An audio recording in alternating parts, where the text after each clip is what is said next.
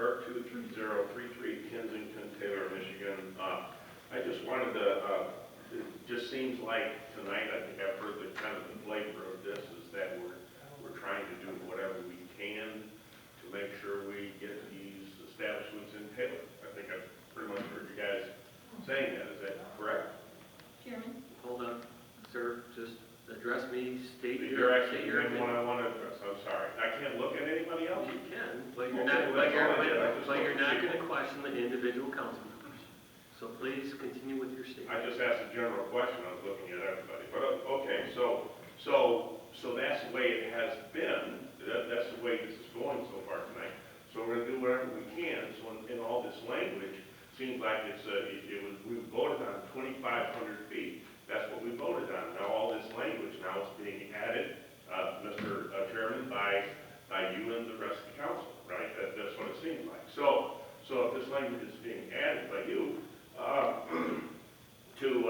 to get what you want to have done, it seems, then last year at the end of July and the beginning of August, we had this kind of conversation where you were explaining, Chairman Geis, were explaining, and it seemed like you were explaining it in a way that you were kind of upset about it, that when they brought in liquor, they wanted to bring in like 3 or 4 establishments, and then over time, the city council just kept, somebody would come up to them, and they kept changing this ordinance and changing this law and changing this rule, and now how many liquor establishments do we have in Taylor?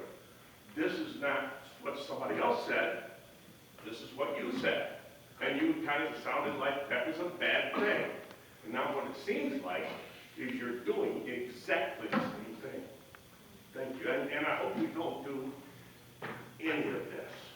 If it's about the children, it's about the children. Again, a railroad track is no barrier unless a train is permanently parked on it. There shouldn't be a, let's forget the 2,500 feet just because of a railroad track. And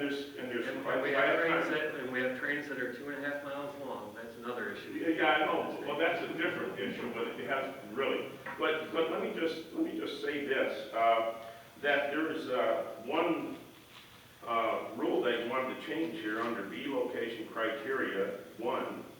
I think it should be eliminated completely. But if it's not eliminated, the wording should be changed so that interstate highways and railroad tracks are not separated by commas. There should not be a comma there. So, in other words, it should read like this: these required distances shall not apply if the marijuana establishment is separated from the named protected use by travel lanes of an interstate highway or railroad tracks, then, comma, without a pedestrian or road crossing within 2,500 feet. That way, if there's some highways or interstate that goes over a road and then Eureka goes under it, it sounds like you could kind of, depending on the area, get around that even though there's a road going right across it. But if you put the comma in the right place, that would disallow that. I hope you understand what I'm saying. I hope you all vote for our city, for the children. I hope you vote the right way. I hope you vote against these establishments. Thank you. Sir? Vic Chandler, 10760 William. Mr. Geis, Yes. were you not voted in and all the city council members voted in by majority?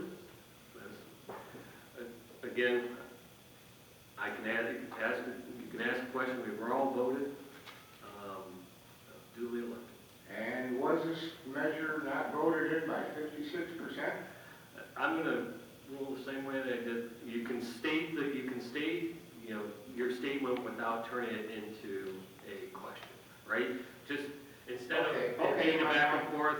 Okay, my statement is, I don't understand why city council is so prevalent in supporting the minority of something that was voted upon. All right, thank you. Any further discussion? If not, all those in favor of postponing, vote yes. Yes. All opposed, say no. Yeses have it, motion carries. Item 7.12,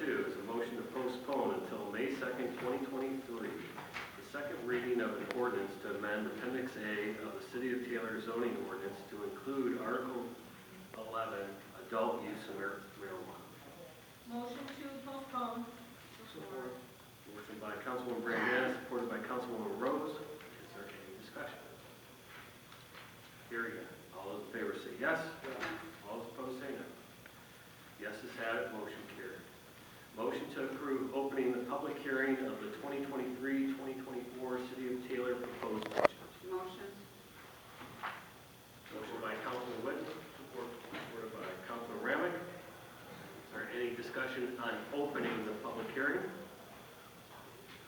Hearing none, all those in favor say yes. Yes. All those opposed say no. Yes is had it, motion carried. The public hearing is now open. Are there any interested parties?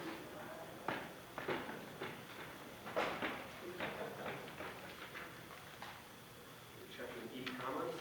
This is the time that any individual can comment on the proposed 2023-2024 proposed budgets.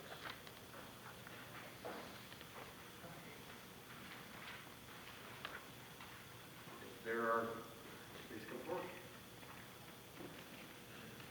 Line Pat 6860 Jackson. You have one, I know I was listening about over the budget on at home.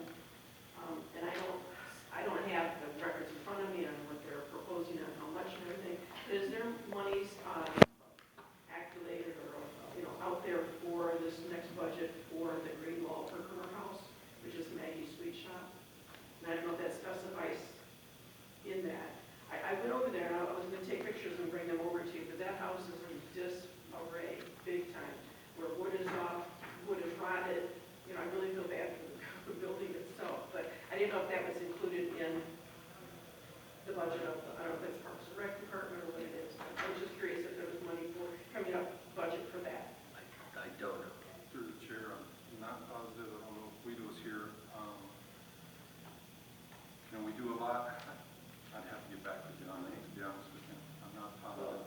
I happened to be talking to the owner, and she just had me walk around and I took some pictures because I was just really surprised at how bad it is. Through the chair, we did a lot of, didn't we do a lot of? Not on the outside. I don't know if maybe did a roof on it, but it is really, really Yeah, I bad. remember us doing some repairs, but I'll get with Mr. Ulin and I'll let you know. Because I know it's one of those buildings that is, it's a historical building, of course, and it's, my baby kind of thing, but, yeah, I didn't know if you knew for sure or not. Through the chair, I know we talked about doors at one point too, so I'll get with Guido and let you know. Okay, thank you. Mr. Mayor, thank you. Through the chair. Council, coming in the door. Oh. Good, Mr. Ulin, there was a question about Maggie's Sweet Shop. Did we budget any repairs for maybe each shop? We know specifically. Through the chair, the council, to the question, I would have to look through. A lot of items were put in, but I know there were some changes and possibly using different funding sources for some projects. Heritage Park repairs did have line items in the budget that was submitted on that from the department. I would have to check to see if we've left those in or if they're going to be allocated elsewhere out of a different funding source possibly, or what's remaining in the budget from this year going up through July.